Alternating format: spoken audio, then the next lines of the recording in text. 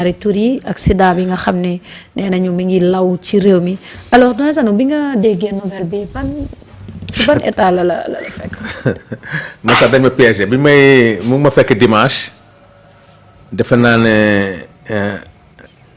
ma nekk ci lancement Abbas Fall. ma ngi koy encouragé ci lancement son programme là bi nga xam ne mu def mais d'abord sentiment de peur. de peur. peur de affaire quoi góor jigéen yàgg nañ ko wax Sénégal ñu ngi ci xew yi mooy tolérance bi ñuy wax ci xew yi di séddale ay xawma ay teranga yooyu xam nañ leen ci yooyu mais bi mu ci déggee propension VIH j'ai eu peur parce que gravité bi Marina dépassé na léegi affaire homosexualité c'est vrai. Marita boo xoolee ñi ñuy wax ne ñoo ko yor boo yemee ci ñoom rek da ngay juum da ngay xool ñooñu bu dee amoon nañ jabar wala ñu am coro wala ay jigéen yu am jëkkër tey nga divorcé dem see keneen wala tey yow nga am ko am ay partenaires yu bari mooy kaaw contact yi ñu doon wax rek bu njëkk ba temps wu corona bi bu nit ki bu ko amee rek dañuy xool fi mu jaar yépp di nga ko nangoo wax parce que boobu pour yow loolu garaawul parce que di nga wax ne jaar naa fii reere naa kër Marita reere naa kër Bàcc reere naa kër Sanu. cas contact yooyu mais tey bii tax mu garaaw comme que lu bon la duñ ko bëgg a wax. te ñàkk ko wax bi mooy musiba xam nga tey kuñ ci jàpp nga ne jaar naa fii jaar naa fële tey. pour suturaal kooku soo ko waxul kooku tamit dem ba nga xam ne tey benn waaye nee na ma tey léegi kuy takk jabar da nga war a dem defi dépistage. mooy dëgg de. ñenn ñi di tooñ ñooñu fu ñu jaar rek foofu kër googu wala ñooñu war nañu fa def dépistage xam nga loolu c'est-à-dire que sentiment de peur boobu mooy animé maintenant au niveau de la santé qu'est-ce qu'on doit faire. ay mesures ba nga dégg sax ay affaire drogue. waaw bu duggaat ci mbir mi. dinañ ci ñëw waaye. loolu nag Marita bu ñu def erreur. man ni ma ko jàngatee. am na problème mu diine li mu ci wax. loolu dafa xaw a jafe parce que loolu loi bi mu ngi koy régler mais loi bi ni mu ko mën a régler lu jafe la parce que bu dee en matière de rapport c'est très compliqué. pour nga gis ko. foog nga gis ko waaye. te gis ko dafa am ay loi yoo xam ne day protéger loolu parce que par exemple tey nit amul droit dem kër jàmbur néegu jàmbur di ko ubbi. nit amul droit filmer jàmbur. donc pour nga gis leen à l'œuvre ñi ñu jàpp tey yëpp jàpp ñu leen ci ay feede. mais traçabilité moo leen jàpp. loolu moo tax la loi bi ñu war a jël te tubaab bi jaaree ko fa te ñun on n'a pas compris. mooy sur l'apologie sur la promotion donc c'est les hommes de culture et les hommes de l'art ñoo war a jóg foofu nañ ko jaarale sur l'art et la culture boo nee sur notre culture sur l'art da nga dugg sur la mode te boo xamee milieu de la mode xam ne kama fa la ëppee waaw fa la ëppee de léegi nag ñoom pour promotion bi dañ ko jaarale foofu nañ ko jaarale ñoom maanaam sur le plan artistique. Au niveau de la mode. da nga xam ne ñun ñu ngi habitué loo xam ne suñu xale yi ñu ngi koy def sans s'en rendre compte parce que tey boo demee ñoom tey en Europe nga gis ñoom seen accoutrement seen mode nga gis Sénégal gis xale yi ni ñuy solo le monde artistique di ko solo danaan ou bien ils n'ont pas compris. ou bien ils ont compris di leen liggéeyal. beneen bi il est temps que bu ñuy ratifier yenn convention yi. ñu def attention. dañoo ratifier convention sur les droits de l'homme mais yooyu boo koy ratifier da ngay am réserve. parce que droit de l'homme dafa am droit des minorités. Ouais. C'est vague. deuxièmement lan moo ñu poussé ñun ñu dindi nom du père et de la mère ci 40 yi. def genre nag loolu ngi ci. lan moo ñu poussé ñu indi notion genre. donc ñun bu ñuy ratifier yenn convention internationale yi ak ONG yi même ONG yi sax dañoo war a contrôler maintenant seen financement. Ah oui moo tax combat bi mu ngi door a commencer il faut que avec les Nations Unies ñu toog waxtaanaat ñun pays yi nga xam ne tey loolu gëmuñu ko ñu xool naka nay def ba convention yi nga xam ne signé nañ ko sur les droits de l'homme ñu génn ci lii genre yi ñu génn waat ko suñu vocable. carte d'identité yi ñu delluwaat ci nangam mais nag bu dee avant on a reçu des financements aussi avant ñu xam yan financement nañ jotoon ba defar carte d'identité yi le mal est très profond. moo tax fi mu nekk nii état bi nag fii waratul dellu ginnaaw mais li nga xamoon mooy état bi li mu def. kenn mësu ko def parce que lii yàgg na fi am. waaw c'est parce que depuis 2017 ils sont là. 2017. Ouais. mais moo tax jël nga ce gouvernement là il faut les encourager. parce que yàgg na fi am mais dañ koy arranger. ñii tey bu ñu amoon volonté bi tey duñ ko def bu noppi di ko publier di demander enquête bi gën a continuer. cela veut dire que ne actuellement ce gouvernement est encouragé. parce que Marita le fait que gouvernement accepte ko. ba ne kenn du arrêter enquête bi. c'est un gouvernement à encourager tey mënu nga def ay mënu nga ko criminaliser. te bu wax bi jógee nga fay ko. waaw ñaata loi fi nekk. mais application mooy problème comme ce gouvernement accepte de poser le débat c'est un gouvernement à encourager. c'est vrai alors Samba sa jàngat yow tam par rapport ak li nga xam ne mu ngi xew parce que actuellement hormis ñi nga xam ne jàpp nañ leen ñu ni borom ñaari tur yi lañu peut-être loolu ñoom la mais li gën a doy waar mooy jàngoro si nga xamante ni dañ koy faral di wàlle te actuellement am na mineurs yu ci bokkoon tey ana ñooñu aussi. yaakaar naa loolu mooy grande question bi nga xam ne ñu bëri war moo tax ñuy tiit jamono ji. mais c'est ça le problème fondamental xam nga tey ñu ngi wax criminalisation. Ouais. mais loolu dafa am lu ko jiitu parce que cas bi li ñu ci tudd ci suñu loi les sanctions sont prévues. kooku amuñu ci problème. tey dañu tudd blanchiment de capitaux. tudd transmission. de volontaire de VIH. dugal ci drogue. loolu suñu loi am na ci ay tëgg nañ ci loo xam ne tey ku ñu bëgg a daan dañ lay daan c'est ça le problème.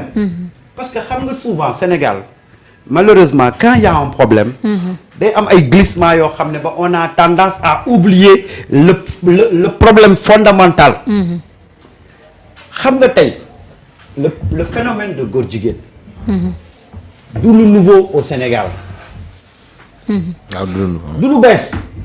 mais ce qui heurte aujourd'hui les consciences et ce qui constitue aujourd'hui un danger public c'est le fait que des Sénégalais nekk ci ngóor jigéen mais dem ci ba ci accepter ñu leen di jox xaalis ñu feebar di ko wàll ay nit. c'est ça la grave. c'est-à-dire que il faut que ñu taxaw ci question boobu. que des Sénégalais conscients de statut sérologique. xam ne dañoo au nom de l'argent ñu nekk ci benn système ba lii am tey. loolu mooy le problème fondamental après nag ñu jéem a xool la question de l'homosexualité ndax gis nga lu doon raam la gis nga ngóor jigéen dafa yàgg di raam ñu dem ba benn instant on a donné la possibilité à ces gens-là de s'affirmer sur la place publique nee naa la bu njëkk ba ñun ñi doon dem ay séminaire ak ay affaires yooyu boo ñëwee di remplir dañuy def homme def femme masculin féminin. Maintenant nga dem ba ñu bind ci autre. la première fois bi ma gisee autre j'ai interpellé ki ma doon signé loo ma ne ko autre bi autre lan la. ah autre de léegi moom lañ ciy def. mu ne ma genre ma ne ko lu genre. c'est quoi ces histoires de genre là. et moo nekk ci suñuy carte d'identité. genre.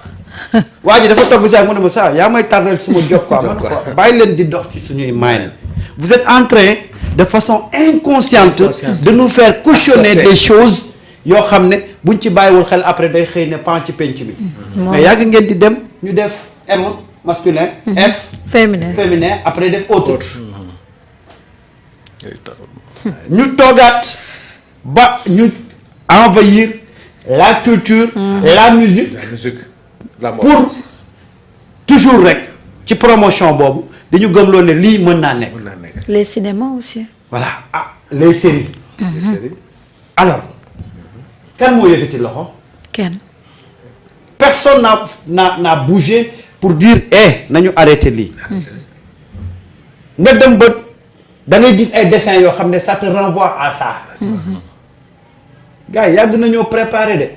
c'est une entreprise très intelligente bu yàgg di préparer suñu xel. te yàkkamtiwuñu. après ñu dem ba dugal ci suñu penc mi vie privée. vie privée. non vie privée am la dañ ko koy bàyyee quoi. ça veut dire que on peut l'accepter. donc yooyu la ñu dox di dem ba à un certain moment donné. ñu sentir ne am nañ doole ñu commencé nag wane seen bopp. et voilà aujourd'hui mais dama ne la tey il y a deux problèmes qu'il faut régler d'abord lii di transmission bi. ñu daal di fexe ba tracer ko xool les contours ba fan la commencé ba fan la yem. c'est-à-dire que aujourd'hui on va refaire le même travail bi ñu doon def ci jamonoy Covid bi. te bii moo gën a garaaw. les cas contacts et les cas communautaires. mais bii moo gën a garaaw Samba. waaw parce que y a des mineurs yoo xam ne nee nañu tàggat nañ leen ci mineurs yooyu da nga xam fu ñu ne léegi te ils sont majeurs actuellement. mais loolu la wax nag dama ne la dañuy delluwaat ca xeexi Covid ba. ça va être compliqué de. xaw ma dañ naan restez chez vous wala xaw ma dañ naan testez-vous. testez-vous kay la ñuy wax. testez-vous mooy gën kay. testez-vous kay moo gën. bu ko defee nga dalal xaaj Babacar Cissé balaa ñuy sori ah. wala ko testez-vous de moo gën a yomb foofu. en tout cas c'est le phénomène. l'heure est grave. le phénomène gis nga ce qui est en train de se passer il y a qu'au Sénégal ngay gis ñu koy tourner en fait divers. Tu te rappelles de l'épisode du sang contaminé. Sang contaminé, ça fait. Tu as vu, ça a fait. C'est forme d'État. Mais finalement dafa secouer l'État. mais tey Sénégal da ngay am benn problème bu fondamental. ñu war ci toog woo borom xam-xam yi woo niti diine yi woo tous les acteurs qui gravitent autour de la société et qui sont capables peut-être d'apporter ay réponses yu adéquates mais dañuy nekk ci di ko jéem a tourner en dérision. En dérision. Et pendant ce temps où sont passés ces jeunes-là qui ont été contaminés? Fan lañ nekk formés. Qui ont été formés. Ces jeunes-là est-ce que mais ils sont pas en train de former d'autres? ah. ni ko mel ne kuy Hadj Babacar ñu ngi lay dalal waaye. mel ne kuy formé alors Babacar. ñu ngi lay nuyu. maa ngi leen di fay. di nuyu ñëpp ñi ñëw déglu. waaw. donc di wax ne mbégte la ma dal fii. donc xam naa ne doyen fàtte na ma sax mais meetingu Pastef élection législative yi passé ñu ngi daje woon stade Amadou Barry ak le président du conseil départemental de Rufisque. D'accord, je m'en souviens. C'est vrai. donc bu ma leen nuyoo ba pare foog ma wax tamit ne maay kan. waaw donc Babacar Cissé la chef de division des affaires sociales au niveau de la direction de l'enseignement supérieur public au niveau du ministère de l'enseignement supérieur de l'innovation et de la recherche. d'accord kon yow mii tey bu ñu duggee ci débat wu université ba li fa xew war ngaa am lu bëri loo xam ne war nga ñu koo leeralal ko internet yi. alors laata loolu Babacar sa jàngat par rapport ak li ñu doon wax léegi ci li xew ci réew mi. waaw lii moom lu ñaaw la lu ñu war a ñaawlu la. loo xamante ne nii nag dafa am ay lectures yu bari yu ñu ci war a am. d'abord mooy ñi ci tudd. ñi ci tudd. dañoo bett ñu bari. parce que société bi daa am fu ñu leen tegoon. lu leer sax. ba yenn yoo xamante ne nii sax man dama doon xool damay xalaataat ne man est-ce que lii suñ société bi wér na. donc suñ société bi elle est malade. Société malade. wallaay suñ société bi daf feebar. te feebar bi nag lii nii lu jara xoolaat la. parce que mënoo am ki ñu ci tudd ki nga xam ne moo ëpp tur. wallaay kooku xoolal façon émission yi mu doon def. émission yoo xamante ne day tàggat doomu aadama. émission yoo xamante ne day laal diine. day yee doomu aadama. kooku moo dugg ci entreprise de destruction. de la société. boo xamante ne li gën baax ci société loolu lay yàq. muy ndaw. man nag foofu la ma affaire bi choqué. parce que choc la ma def. choc la. ay xale nit nan la mën a perdre humanité am doyen. nan la mën a perdre humanité am ba xam yow sa situation de séropositivité. ngay jël ko di ci di yàq ay xale ay ëllëg. au nom de l'argent. xaalis warul jar loolu. loolu il faut nga perdre man sur le plan sociologique. il faut nga perdre la raison. il faut nga perdre li am ci yow lu tuut te yàlla def ko ci yow muy nite. sa humanité parce que ñun ñii ñëpp yaakaar naa ne loolu moo ñu fi téye. ba yenn yi xalaatuñ ko xalaat sax ba ciy dugg. xalaatuñ ko xalaat. ba ciy dugg am na lu ñu jomba parce que yàlla ak yar bi ñu yar am na lu ñu mooñaale. ba yenn yi xalaatuñ fa yegg. te lii nag askan wi yëpp war nañ jóg ñu régler ko une bonne fois pour toutes. dëgg la parce que nan la ñu circonscrire ce phénomène là. Tout à fait. C'est ça le plus difficile. ñi am ne ils sont séropositifs. Combien de personnes lañ contaminé. bëri na. ñooñu nan lañ leen di identifier. nan te lii c'est un sujet très sensible. très sensible. ñenn ñi amoon nañ jabar. am ay doom.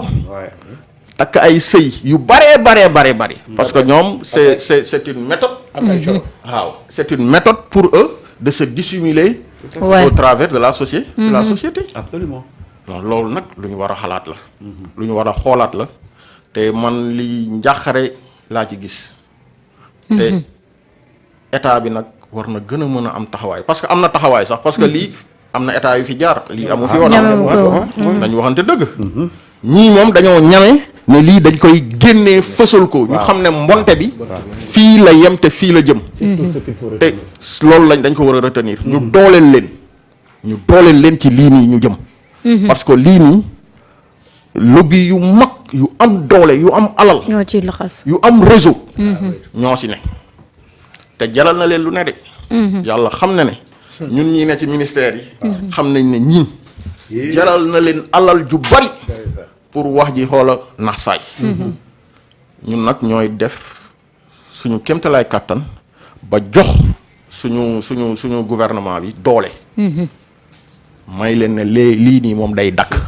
surtout ça. askan wi mooy taxaw lépp loo xamante ne war nañ ko def askan wi def nañ ko. mooy lan mooy jox nañ leen le pouvoir exécutif jox nañ leen le pouvoir législatif. ouais ouais. donc maintenant qu'ils s'organisent parce que jàpp ay góor jigéen. te système carcéral préparé wu ko. kooku tamit il faut le dire. problème la. c'est une autre situation une autre paire de manches qu'il faut revoir. parce que man am naa ci ay nit yoo xamante ne ñu ngi si pénitence. bi ma leen waxee est-ce que vous êtes préparé à ces éventuels ñu ne ma non. xanaa ñu wërale leen Sénégal prisonniers yi moom dinañ def ci yeneen prison Sénégal mais ñëpp mënuñu nekk a Dakar. déedéet te bu ñu nekk a Dakar sax il faut ñu yóbbu leen si ay zone de haute sécurité. donc suñu gouvernement bi pareegul sur le plan infrastructure. loolu nañ ko xam tamit. ñu dooleel leen may leen le temps ñu teg ces politiques là. man loolu laa gis. ñu teg politique yooyu noonu ba nga xam ne lii nii askan wi dina leen jàppale ba ñu régler ko une bonne fois pour toutes ba nga xamante ne askan wi dinañ gis ne ñii kat ce sont les mesures idoines ba fii ak 10 ans. duñ ñëwaat fii di jooy naan ñun dañoo yàkkamti woon. ñun dañoo brusquer les choses wala brusquer wu. parce que loi viol mu ngi fi de. teg nañ fi loi viol. gaañ na góor ñu bari. donc beneen loi bu ñu fiy tegaat. nañu fexe bu ñu gaañ kenn. surtout. bu mu gaañ kenn. li nga wax noonu c'est très important. c'est important oui ouais. xam nga c'est une situation boo xam ne. Sénégal préparé wu ko woon. tey boo ne tey ki ñu jàpp ci lii fi ngay njëkk a laajte fan lañ koy yóbbu. waaw déjà.